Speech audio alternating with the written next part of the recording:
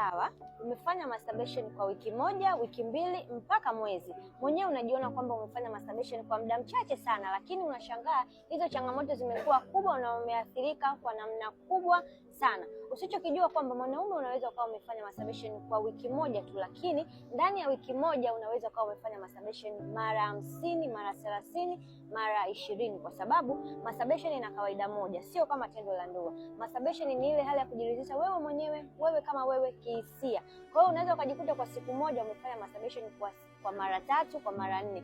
Kwa hiyo zile mara kwa mara ambazo unafanya masturbation ndio inaenda kukuathiri namna gani ambavyo pia ulikuwa unafanya, lakini pia ile hali ya kumwaga shahawa kila mara pale ambapo unajichua na kukojoa. Hiyo ni hali ambayo inapelekea pia uzalishaji wa homoni zako kuwa chini sana na kupelekea udhaifu kwenye mbegu, lakini pia ile hali ya kujichua mara kwa mara na kutumia nguvu inaenda moja kwa moja kwenye kuathiri masuala mazima ya mishipa yako ya damu ambayo inazunguka uume, ambayo unapojichua mara kwa mara ndio unaiua na inakuwa inasinyaa, hivyo haipitishi damu vizuri. Kwa hiyo usiangalie ni namna gani ambavyo ulifanya masturbation, au usiangalie kwa muda gani na kwa mara ngapi.